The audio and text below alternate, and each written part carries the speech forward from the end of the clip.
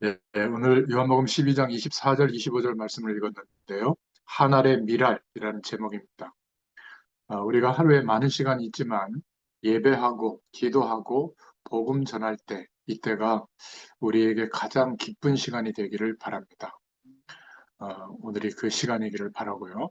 우리가 성경을 볼 때 그리스도의 관점으로 보면 틀림없습니다. 성경으로 해석하는 것이 중요하고, 또 그것보다 더 중요한 것은 성경을 해석할 때 성령 충만을 받아야 되죠. 그런데 더 중요한 것은 그리스도를 모르면 그 누구도 성경을 바르게 해석할 수가 없다는 겁니다. 그리스도의 관점으로 성경을 보면 성경이 바르게 보이고, 그때부터 세상과 여러 가지 뉴스, 시사적인 문제를 전도의 관점으로 볼 수 있게 되죠. 이 시대와 우리가 살아오고 있는 현장을 향한 하나님의 계획은 구원과 전도입니다. 거기에서 우리의 관심이 만약에 집중된다면 하나님의 은혜와 축복을 누리게 되죠. 그리스도라는 성경의 주제를 찾아내지 못하면 성경을 알면 알수록 이상한 이론을 자꾸 만들어내고요. 또 전도에 응답이 없는 사람은 교회를 다녀도 결국 복음 전하는 그 삶과는 다른 방식으로 응답을 막 찾게 됩니다. 하나님이 주시는 응답은 반드시 직간접적으로 이 복음이 증거되어지도록 하시는 전도와 연결이 되어져 있기 때문에 사람과 현장을 살리고 제자를 찾아내는 것이 하나님의 큰 응답인 줄로 믿습니다. 그렇지 않은 응답은 결국 다른 종교에도 있는 눈에 보이지 않는 귀신의 세력이 역사하는 그런 영적 현상을 체험하는 거기까지는 가겠죠. 귀신 섬기는 종교 행위에 어, 멈추게 되는 겁니다. 그래서 우리가 좀 생각해 볼 것은 우리나라 운동선수를 보면 기초부터 운동을 삶과 연결해서 재밌게 이렇게 배우는 게 아니라 여건이 좋지 않으니까 가난하기도 하고 악바리 기질로 거의 박장에다가 사육하는 형태로 막 짧은 시간에 막 집중을 해가지고 세계 1위까지는 가요. 근데 그 뒤에 그런 선수들의 삶이나 인생을 보면 참 비참해지죠. 어릴 때부터 기초를 차근차근 쌓은 것과 비교를 해보면 나중에 판가름이 나잖아요. 그렇듯이 이런 의식 구조가 교회 안에도 들어와서 빨리 표적을 얻고 빨리 열매를 맺으러 갑니다. 그래서 신비주의적으로나 율법적으로나 육신적으로 예수를 막 열심히 잘 믿어서 육신적인 응답을 받으면 예수 믿고 복 받는 것으로 생각하죠. 그러다 보니까 한 20년, 30년 신앙생활 해도 제일 중요한 그리스도와 전도, 우리에게 맡겨주신 현장, 또 그 속에 하나님이 예비하신 제자, 일꾼에는 관심을 갖지 못했던 겁니다. 그럼 남는 건 뭘까요? 하나님의 관심과 동떨어진 관심만 남겠죠. 누가 어떻게 출세했대더라. 누가 며느리 사이를 잘 봤대더라. 차를 외제차를 뽑았대더라. 어디 가서 얼굴을 했는데 잘했대더라. 어디 여행을 가는데 좋았다더라. 어디 갔더니 맛있는 집이 있다더라. 그런 거 아니겠어요, 주로? 서로 질투하고 말이죠. 끼리끼리 이렇게 만남을 갖고. 그러니까, 어, 참 안타까운 것은 제일 중요한 축복을 놓치고 그리스도를 모르는 사람은 관심이 자꾸 다른 데 가고 다른 생각만 하는 거예요. 그래서 그런 예를 좀 들어보면 중세교회를 암흑기라고 하는데 세례를 베푸는 그 성수에 파리가 빠지게 된 거예요. 그러면 파리가 성화된 거냐, 성수가 오염된 거냐, 이걸 가지고 막 신학자들이 논쟁했다고 그래요. 그 정도로 할 일이 없어요. 또 예수님이 세례를 받으셨을 때 성령이 비둘기같이 임했다는 말씀에서 우리나라 초창기 때 부흥사들은 비둘기 눈이 빨간색이니까 눈이 빨개지도록 막 눈물 흘리면서 하나님을 사모해라. 성령 세례를 받는 거다. 진짜 그렇게 설교하고 은혜를 받았어요. 또 그런데도 얼마나 은혜를 많이 받는지 그런 기록들이 있습니다. 또 유월절 이름 우리 알잖아요. 어, 죽음의 사자가 그 집들을 뛰어넘었다, 유월했다 그런 뜻인데 그냥 7월, 8월, 6월로 생각해가지고 6.25에 피를 많이 흘렸으니까 상기하자 6.25 이래가지고 설계했다니까. 근데 아멘 했어요. 그리스도 놓친 예배가 그런 겁니다. 또 적 그리스도 이런 표현 하잖아요. 영어로는 안티 크라이스트인데 붉을 적자로 생각해서 그 붉다, 적 그리스도니까 빨갱이, 공산주의자 이런 사람을 적 그리스도라고 생각한 거예요. 지금도 이런 경향이 있습니다. 또 예수님의 오병이어의 기적 속에는 예수님이 생명의 떡이라는 사실을 우리가 알고 있잖아요. 영원한 생명의 떡. 그리스도를 말하는 건데 영원히 줄이지 않고 목마르지 않는 생명의 양식이신 그리스도의 비밀을 말하고 있는데 다 먹고 12광주리를 남기신 이유 설교를 하면서 12명의 제자들이 싸우지 않고 먹으라고 그런 거다. 그래서 예수님은 형제들이 싸우지 않고 잘 지내기를 바란다. 이게 설교였어요. 다 아멘 했다니까. 주로 이런 설교예요. 막 열심히 뭘 최선을 다하고 성실하게 행하면 하나님이 기특하게 여겨서 복을 준다. 그 복을 받은 막 간증자로 세우고 말이죠. 제일 중요한 그리스도라는 정답이 빠지니까 삶을 종교적으로 열심히 사는데도 불구하고 제일 중요한 것이 빠질 수밖에 없는 거예요. 기독교인들이 성경 공부도 많이 하고 봉사도 열심히 하고 뭐든지 열심히 하는데 한국 교회만큼 삶이 부조화를 이룬 나라가 없어요. 이렇게 교회가 많고 성도들의 숫자가 많으면 삶도 바뀌게 되잖아요. 범죄는 더 많이 일어나고요. 여러분 교회 갔다가 장로님들 목회자들한테 사기당했다는 소리 많이 들어봤잖아요. 이런 일들이 너무 많아요. 왜 그럴까요? 그리스도를 놓치니까 그렇습니다. 한국 교회가 급성장했다고 하는데 전 세계가 다 인정합니다. 그런데 아울러서 무속인들이 이렇게 빨리 함께 성장하는 나라가 없어요. 모순이에요. 그리스도가 성장하면 무속 세력은 죽게 되잖아요. 근데 더 성장했어요, 무속 세력이.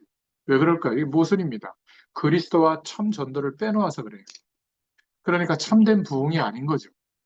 그리스도로 인생의 해답이 내려지고 전도와 삶의 목적과 이유를 든다면 그 사람에게는 그 사람의 개인적인 능력이나 실수함과 어떤 면에서는 상관없이 하나님께서 역사하십니다.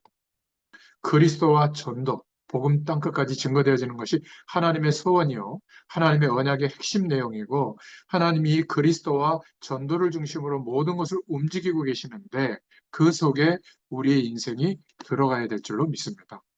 거기에 모든 관심과 우선순위가 맞춰지기를 원하세요. 전도를 막 일부러 열심히 하려고 하면 굉장히 부담스럽죠. 그런데 하나님이 하시는 전도가 무엇인지 바르게 깨달으면 그것은 전도를 하고 있는 것과 같아요.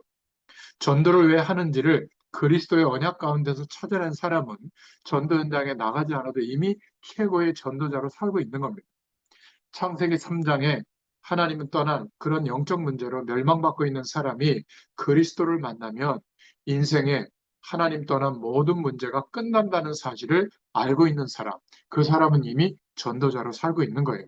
그래서 그리스도와 전도라는 단어를 바르게 이해하는 데서부터 하나님의 역사가 시작됩니다. 그리스도와 전도를 정말 깨닫고 거기에 삶의 방향을 맞추는 때부터 하나님이 역사하는 시간표가 우리 인생에 보이고 나타나죠. 성경을 볼 때 그리스도를 중심으로 보게 되고 모든 현장과 세계의 뉴스를 전도의 관점으로 보면 바르게 볼 수 있게 됩니다. 구원의 축복과 전도의 응답이 우리의 삶의 본분이고 삶의 목적과 이유가 되기를 축원합니다. 자, 오늘 말씀의 12장 24절 이후에 쭉 읽어보면 주제가 하늘의 미랄, 이게 주제인데요. 근데 이 말씀도 굉장히 오해를 하고 잘못 해석해서 실천한 경우가 많아요. 미랄이라는 단어가 들어간 성교회가 많죠. 미랄 성교회. 다 불우이웃돕게 합니다. 뭐 나쁜 건 아닌데 내가 참고 희생하고 돈을 절약하면서 내가 썩는 미랄이 되어 헌신하고 봉사해서 불쌍한 사람들을 돕겠다고 하는 거거든요. 물론 뭐 그런 의미도 있습니다. 그렇지만 더 중요한 것은 오늘 말씀이 하늘의 미랄이 되신 예수 그리스도를 말하는 거예요. 미랄은 그리스도를 말하는데 어려운 사람들을 우리가 막 낮은 자리에 가서 돕고 섬겨라 이렇게 어떤 윤리적으로 도덕적으로 실천하는 말씀으로 바뀌게 되는 거거든요. 예수님이 그리스도 되셨기 때문에 모든 부분이 다 살아난다고 하는 예수님의 죽으심과 부활을 말하는 거거든요. 그리스도와 전도의 언약을 발견하지 못하면 우리가 믿는 기독교는 구제하고 또 윤리적으로 살고 선행하는 종교나 환경운동하는 종교로 바뀌게 돼요. 그래서 말씀을 볼 때 그리스도와 전도의 관점으로 보아야 될 줄로 믿습니다. 저는 항상 말씀 증거할 때 하나님과 인간과의 관계, 왜 이렇게 문제가 왔는가? 또 세상의 진짜 문제가 뭔가? 그리스도와 성도가 받아야 하는 하나님이 함께 하시는 축복이 뭔가? 삶의 목적인 이유가 또 전도와 선교가 언제든지 제가 증거하는 말씀의 방향 속에는 들어 있습니다. 성경 전체의 주제가 그것이기 때문에 그래요. 거기에 하나님의 모든 관심이 집중되어져 있는 겁니다. 그것 아니고는 사실 설교할 이유가 없는 것이죠. 우리 교회 잘 되라고요? 그거는 잘 되기도 하고 못 되기도 하겠죠. 목회자가 하나님의 말씀이 무엇을 말하고 있는지에 대해서 모른다면 소경이 소경을 인도하는 거 아니겠어요? 그렇죠? 그래서 어, 이 땅의 문제와 답을 설명하는 것이 주의 말씀이다. 혹시 제가 실수할 때도 있지만 제가 증거하는 말씀은 문자적으로 각각 다른 성도의 삶 가운데 적용되고 성취되는 것을 제가 많이 봅니다. 그리스도와 전도라고 하는 단어 속에서 말씀 성취와 기도 응답과 전도의 축복, 그리고 삶의 성공의 응답을 우리가 계속 받아야 될 줄로 믿습니다. 자, 그럼 오늘 본문의 내용을 좀 보겠습니다. 첫 번째로, 오늘 12장에 쭉 읽어보시면 예루살렘 입성에 대한 내용이 나옵니다. 특히 13절에 예수님이 예루살렘에 입성했을 때 많은 사람들이 13절에 보면 종려나무 가지를 흔들고 호산나 호산나 하면서 예수님을 맞이했죠. 이 호산나라는 뜻은 우리를 구원해 주시옵소서라는 뜻이에요. 주의 이름으로 오시는 이여 13절에 그러면서 이스라엘의 왕이시여 이렇게 고백하죠. 나귀 새끼를 타셨다 14절에 이 말은 예언된 대로 그리스도로 오시는 것을 성취하는 그런 부분이에요. 예수님이 예루살렘에 지금 들어가신 이유는 이스라엘의 왕이 되시려고 한 게 아니라 어떻게 하러 가셨죠? 죽으러 가신 거잖아요. 그리스도의 일을 이루시려고. 예수님은 이 땅에 죽으러 오신 겁니다. 이 사실을 모르고 예수님이 그것을 말씀하셨을 때 베드로가 예수님의 죽음을 만류하기도 했죠. 유대인과 로마 군인들은 자기들이 이긴 줄 알지만 예수님이 그리스도 되시는 일에 쓰임 받은 겁니다. 죽이는 일을 했죠. 예수님이 예루살렘에 입성하신 것은 메시아, 그리스도의 일을 하기 위해서입니다. 호산나 찬송하려로다 주의 이름으로 오시는 이여 이스라엘의 왕이시여 이렇게 찬송했지만 예수님은 이스라엘의 왕으로 오신 게 아니라 만왕의 왕이 되시기 위해서 예루살렘에 오시고 이제 죽으시고 부활하시게 된 거죠. 예수님이 예루살렘에 입성하실 때 나귀 새끼를 타고 가셨는데 그것도 스가랴서 9장 9절의 말씀의 성취예요. 메시아 언약이 예수님의 예루살렘 입성으로 성취되어진 것을 보여주고 있는 겁니다. 예수님이 발걸음을 옮기실 때마다 하나님의 뜻대로 하신 거예요. 예수님은 구원과 전도의 모든 초점을 맞추시고 발걸음을 옮기셨습니다. 그래서 우리도 우리 인생의 방향을 주님께서 이 땅에 오셔서 걸어가셨던 그 방향에 맞추면 우리의 삶이 틀림없이 그리스도적인 삶이 되고 사도행전적인 삶이 될 줄로 믿습니다. 자, 두 번째로 어, 인자의 영광을 얻을 때가 왔도다 이렇게 말씀하고 있는데요. 예수님께서 고난당하시고 십자가에 죽기 위해서 예루살렘에 입성하셨는데 성경은 인자의 영광을 얻기 위한 것이다 이렇게 말씀하고 있습니다. 예수 그리스도께서 가장 큰 영광을 받으신 것이 바로 십자가 사건이죠. 하나님의 약속된 언약이 이루어지는 크라이막스. 하나님이 최고 영광을 받으신 사건이 예수님이 죽으시고 부활하신 십자가 사건이에요. 그렇다면 우리 개인이 언제 하나님께 최고로 영광을 돌릴 수 있을까? 바로 예수님의 십자가 사건을 헛되지 않게 살아갈 때예요. 그런데 많은 사람들이 교회 다니면서 너무 열심히 훌륭하게 살기 때문에 착하고 의롭기 때문에 예수님의 십자가를 오히려 욕되게 할 경우가 많아요. 교회가 불우이웃 돕기를 열심히 하고 격려잔치를 열심히 하고 어려운 사람들을 열심히 돕기 때문에 하나님을 모르는 사람들이 교회는 좋은 곳이라고 생각을 합니다. 이게 바로 예수님의 십자가를 욕되게 하는 거예요. 좋은 일을 하지 말라는 게 아니라 교회는 좋은 일을 하는 것으로 끝나면 안 돼요. 교회는 예수가 그리스도 되신 것을 선포하는 것입니다. 교회 다니는 사람들은 착하고 진실되게 사는 사람들, 거기서 멈추면 안 돼요. 복음을 누리고 하나님의 영광을 말하는 사람들이에요.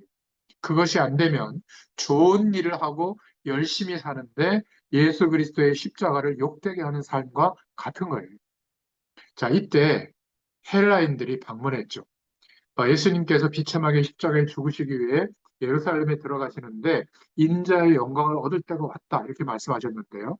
유대인들이 명절이 되어서 예루살렘에 입성하는데 그 중에 헬라 사람이 예수님을 방문하는 장면이 나옵니다.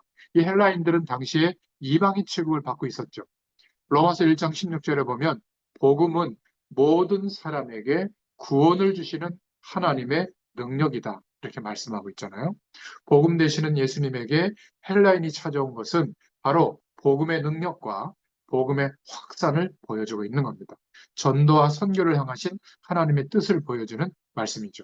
그리고 24절에 보면 땅에 떨어져 죽지 아니하면 하늘 그대로 있고 죽으면 많은 열매를 맺을 것이다. 이것은 희생 제물로 죽으신 예수 그리스도를 말합니다.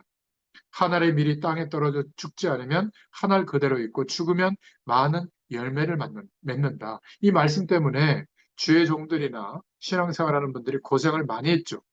막 참고 고생하고 희생하고 손해를 감수하고 참아야 어떤 하나님의 일이 막 일어난다는 거죠. 근데 그거는 그리스도의 공로가 아니라 나의 공로잖아요. 하나님의 의가 이루어진 게 아니라 인간적인 의예요. 그만큼 하늘의 밀이 떨어져 죽는다고 하는 것도 그리스도를 놓치니까 성경이 잘못 해석되는 겁니다.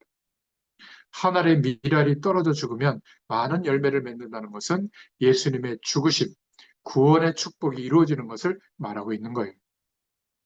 예수 그리스도 안에는 모든 지혜와 지식의 보화가 가득하다. 이렇게 얘기했더니 또 예수 그리스도를 믿으면 지혜 똑똑하게도 되고 또 보화도 얻게 된다. 물질적 풍요도 주신다.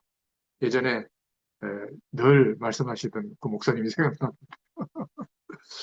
그러니까 성경 말씀 지혜의 보화는 뭐죠? 그리스도를 말해요. 모든 이 세상을 판단할 수 있는 기준이 되는 그 기준을 말하는 거거든요. 지혜의 보화. 그렇죠? 지식의 보화. 그리스도를 말하는데 이렇게 그리스도를 놓치고 내가 원하는 쪽에 설득하려고 말씀을 대입하면 그런 말씀들이 많잖아요. 그게 참 안타까운 겁니다. 지금 이제 교회를 설립하고 5개월이 지났고 이제 예배당을 준비해서 이제 공사도 하고 뭐 방송 설비도 하고 비용이 많이 들어가더라고요. 저는 성도들에게 헌금을 강조하지 않았어요. 왜냐하면 하나님이 하신 거고 하나님이 채우실 거라고 믿고 가고 있거든요. 다 채워주시고 있습니다. 그러니까 막 미안해 하시는데 미안해 할 것도 없다고 제가 그랬어요. 아니, 다 하나님의 일이고 하나님이 원해서 하나님의 은혜 주시는 사람들을 통해 하기 때문에 의무감으로 하는 것은 상이 하나도 없으니까 은혜 주시고 감사해서 하시라고 그랬어요. 안 하셔도 되고. 저는 그랬어요. 안 하면 안 하는 대로 딱 멈추고 그렇게 그냥 우리가 예배드리면 된다고. 뭐 그런 거 아니겠습니까? 악착같이 막 저도 알아요. 막 이름 띄우고 막 반증자 세우고 막 어떻게 하면 헌금 많이 나오는지 제가 모르겠습니까? 근데 그것은 하나님과 아무 상관이 없다. 지난주 저희 주일 말씀이거든요. 아무 상관이 없는 일을 뭐하러 하겠어요? 그렇지 않습니까? 내가 죽는다는 거. 이것도요, 좀 잘 생각해 봐야 됩니다. 한 알의 밀알이 떨어져 죽으면 많은 열매를 맺는다는 것은 예수 그리스도를 말하는 것이죠. 그렇다면 우리도 예수님과 함께 십자가에서 죽은 것을 믿으면 되는 거예요. 예수님과 함께 십자가에서 죽는 것은 내가 손해보고 고생을 강요당하고 어려움을 통해서 다른 사람에게 유익을 준다는 그런 의미가 아니라 갈라디아서 2장 20절을 말해요. 주님께서 죽으실 때 옛사람이 나도 죽었다고 믿는 것. 그리고 주님이 부활하실 때 나도 그 부활의 영에 연합되어졌다는 것을 믿는 것. 나의 어떤 행위 때문에 죽고 거듭나는 것이 아니라는 거죠. 내가 죽는다는 것은 그리스도로 충만해지고 성령의 충만함을 입는 것을 말하는 겁니다. 자꾸 뭐 이렇게 어떻게 나를 막 쳐서 복종시키고 막 그런 거를 말하는데 그래서 내가 죽어집니까?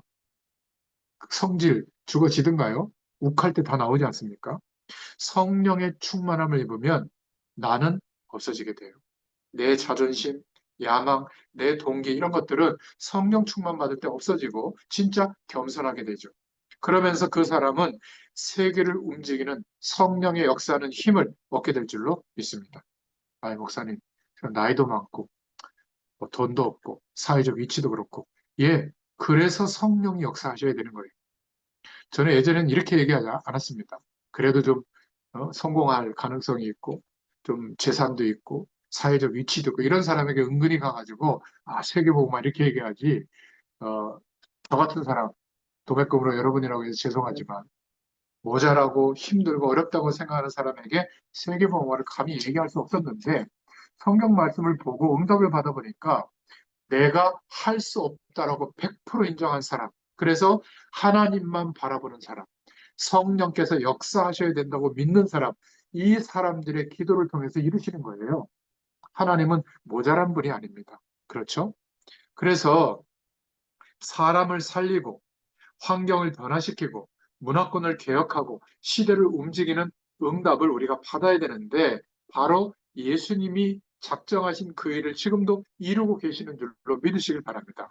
예수님이 죽으심으로 그리스도가 되셨고 성령으로 믿는 사람들 가운데 임함으로 우리에게 역사하심으로 우리가 증인 되리라 말씀하신 겁니다. 이 사실을 믿기를 바랍니다. 그래서 오늘 본문의 또 28절을 읽어보면 12장에 우리는 손해볼 일이 있을 때 손해보면 돼요. 다툼이 있을 때 최고 좋은 것을 가졌기 때문에 양보할 수도 있습니다. 갈등이 있을 때 원망할 것이 아니라 갈등을 통해서 우리가 고칠 것을 갱신하면 돼요. 나 자신이 기도 가운데 복음 속으로 들어가면 됩니다. 그러면 절대로 손해보는 게 아니에요. 아버지의 이름을 영광스럽게 하옵소서. 예수님이 그렇게 기도했잖아요. 내가 죽지 않는다는 것은 내가 살아있다는 것이고, 내가 살아있다는 것은 그리스도를 주인으로 인정하지 않고 있다는 거잖아요. 그리스도로 충만되어 있지 않은 것이 바로 내가 살아있다는 겁니다. 죽으면 많은 열매를 맺을 것이라는 것은 희생 제물 대신 예수 그리스도를 말하고 우리 자신의 개인 복음화를 말하고 있는 거예요. 개인이 복음화되면 많은 사람이 살아납니다. 우리 개인이 복음화될 때 가정의 흑암의 권세가 꺾여요. 우리 주변의 흑암 권세는 내가 같이 대항하고 막 대책 세울 때는 더 험악한 분위기가 이루어지잖아요. 그런데 내 자신이 복음화되면 하나님께서 작업하시는 줄로 믿습니다. 이때 예수님은 아버지의 이름을 영광스럽게 하옵소서라고 기도하신 거예요. 하나님이 언제 영광 받으시죠? 정말 나를 통해서 그리스도가 존귀하게 될 때, 나 때문에 그리스도가 그리스도 되실 때, 자칫 잘못하면 내가 가지고 있는 장점 때문에 그리스도를 그리스도 되지 않게 할 수가 있거든요. 주의해야 됩니다. 하나님을 하나님 되지 않게 하는 것이 바로 나의 아주 지나친 열심과 장점 때문일 수도 있어요. 나와 관계되어 있는 모든 것이 그리스도가 되게 하면 하나님은 최고 영광을 받으실 줄로 믿습니다. 자, 그러면 세 번째로 참 생명의 비밀이 우리에게 회복됩니다. 자기 생명을 사랑하는 자는 잃어버릴 것이요. 25절에 보면 말씀하고 있죠. 자기 생명을 미워하는 자는 영생하도록 보존하리니 역설적으로 표현한 겁니다. 참 생명의 비밀을 말씀하신 것이죠. 자기 생명을 사랑하는 자는 생명을 잃는다는 것은 자기 생명을 미워하는 자는 영생을 보존할 것이고 무슨 말이죠? 나를 섬기려면 나를 따르고 나를 섬기면 하나님이 저를 귀하게 여긴다. 생명을 사랑하는 자는 생명을 잃을 것이라는 것은 생명의 주관자 되시는 예수님은 밀쳐두고 내 인생은 나의 것이라고 말하고 내가 막 열심히 살아가는 거. 그걸 말해요. 그리고 생명을 미워한다는 것은 생명을 경시하거나 생명을 학대하거나 염세주의에 빠지라는 것이 아니라 내 자신의 능력으로는 내 삶을 도저히 어쩔 수 없구나. 이런 자신의 한계 상황을 인정하라는 것을 말해요. 나의 한계 상황을 인정하는 그때에 바로 하나님이 역사하시는 시작이 돼요. 내가 아무것도 할 수 없다는 걸 인정하는 것이 하나님의 역사 속으로 들어갈 수 있는 사람의 출발점입니다. 적극적 사고방식, 소극적 사고방식, 긍정적 사고방식, 부정적 사고방식 다 나쁜 거예요. 복음적인 건 아닙니다. 우리는 성경적 사고방식을 가져야 될 줄로 믿습니다. 성경적 사고방식은 어떨 때는 주님께 영광이 되면 적극적으로 나갈 때도 있고 또 어떨 때는 주님께 영광이 되면 소극적으로 가만히 있어야 될 때도 있는 거예요. 성령의 인도를 받는 것이 성경적인 사고방식입니다. 우리 생명을 우리가 어떻게 할 수 없잖아요. 이거를 인정하는 거. 우리 자녀도 우리가 어떻게 할 수가 없죠. 예수님이 그리스도 되심을 인정하고 하나님의 주 되심을 인정하면 됩니다. 인정되지 않으면 계속 염려와 걱정과 대책이 나오죠. 자꾸 염려가 되고 있다는 것은 내가 주인이라는 반증이에요. 분명히 우리 삶의 주인은 우리가 아닙니다. 주인 대신 주님께 맡겼다면 염려는 내려놔도 돼요. 염려하는 것은 주인 대신 그분께 대해서 월권하는 행위죠. 기억하시기 바랍니다. 자, 네 번째로 이 예수님의 죽으심은 어떤 의미죠? 바로 31절에 오늘 요한복음 12장 31절에 보면 이 세상 임금이 쫓겨나리라 이렇게 말씀하고 있잖아요. 이 세상 임금, 사람들을 실패시키는 장본인이죠.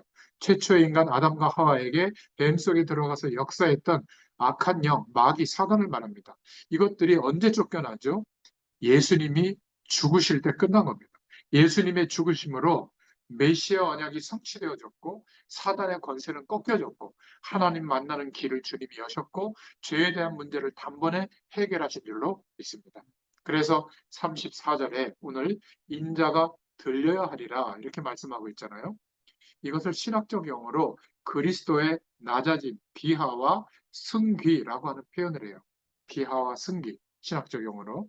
빌립보서 2장에 보면 예수님께서 죽기까지 낮아지셨다 이렇게 말하고 있잖아요. 그 예수님을 하나님께서 높이셨다 이렇게 말하고 있습니다. 이 속에는 예수님의 인성과 신성이 같이 내포되어 있죠. 예수님의 그리스도에 대한 사역이 이 안에 들어있는 겁니다. 인자가 들려야 하리라. 예수님이 죽으심으로 이 세상 임금이 쫓겨나고 하나님이 그 예수님을 높이신 겁니다. 만왕의 양으로. 예수님의 부활과 승천을 말씀하시죠. 자, 그러면서 35절, 36절에 빛으로 역사하시는 예수 그리스도를 말씀하고 있습니다. 그 예수님은 죽으심으로 창조의 빛의 역할을 하셨죠. 요한복음 1장에도 보면 예수님은 빛으로, 창조주로, 생명으로, 말씀으로 오셨다고 말하고 있잖아요. 그 예수님을 영접하는 순간 우리 속에 흑암 권세는 이미 떠나갔고 생명 되신 예수님이 내 안에 오시면서 사망 권세에서 우리가 완전히 구원받은 줄로 믿습니다. 창조주신 예수님이 내 안에 성령으로 오심으로 재창조의 역사가 일어나게 된 것이죠. 더 이상 어두움에 붙잡히지 않게 하라고 말씀하시는 거예요. 빛이 있을 때 이 빛을 받으면 빛의 아들이 되리라고 말씀하십니다. 빛 대신 그분이 성령으로 우리와 함께하고 계시기 때문에 임마누엘하고 계시기 때문에 어둠의 세력은 물러갈 수밖에 없습니다. 우리가 어둠의 세력을 물리치거나 빛을 우리가 만드는 게 아니라 빛 대신 주님이 성령으로 내게 임하셨기 때문에 이 창조의 빛이 우리를 통해서 비춰질 수밖에 없죠. 이 빛이 비춰지는 곳에 어둠은 물러갈 수밖에 없는 겁니다. 그래서 우리를 보고 베드로전서 2장 9절에 보면 하나님께서 기이한 빛에 들어가게 하신 아름다운 덕을 선전하기 위하여 하나님께서 우리를 왕 같은 제사장으로 택하신 족속으로 그의 소유된 백성으로 부르셨다. 이렇게 말씀하고 있죠. 마태복음 5장 16절에도 이 빛을 사람 앞에 비치게 하여 너희 착한 행실을 보고 저희로 하나님께 영광을 돌리게 하라. 이렇게 말씀하신 겁니다. 빛을 사람들 앞에 비추어라. 착한 행실은 선행을 말하는 것이 아니라 그리스도를 누리고 증거하는 삶을 말하는 겁니다. 이사야서 60장에도 일어나라 빛을 발해라 말씀하고 있잖아요. 캄캄함이 만민을 가리우고 온 땅에 어둠이 덮여 있는데 너희가 이제 빛을 발하라. 빛 대신 예수님이 우리에게 임하셨기 때문에 그 빛을 비추는 것이 전도입니다. 어둠에 붙잡힌 문화권 안에 사람들에게 빛을 비추는 거예요. 이 창조의 빛, 그리스도의 복음이 들어가는 곳마다 다 살아나게 될 줄로 믿습니다. 그동안 조금이라도 알고 지냈던 사람들에게 나와 관계되어 있는 모든 일들 가운데 이 빛을 비출 때가 온 줄로 믿습니다. 어떤 역사가 일어나든지 여러분은 증인이 될 줄로 믿습니다. 오늘 하늘의 미랄이신 예수 그리스도께서 지금 나와 우리와 함께 계시기 때문에 우리도 하늘의 미랄로 이 그리스도의 복음 증거의 역사로 많은 사람을 살리게 될 줄로 믿습니다. 하나님 주시는 참된 응답이 넘쳐나게 되기를 예수님의 이름으로 축원합니다. 기도하겠습니다. 하나님 감사합니다. 오늘도 요한복음의 말씀을 통하여 예수님이 그리스도 되어 주신 미랄 되어 주시고 또 죽으시고 부활하심으로 우리에게 생명이 되게 하신 그 사실을 언약으로 붙잡게 하심을 감사합니다. 우리도 이 그리스도의 창조의 빛을 증거하는 놀라운 인생이 되도록 날마다 인도하여 주시옵소서. 감사드리며 예수님의 이름으로 간절히 축복하옵고 기도하옵나이다. 아멘. 감사합니다.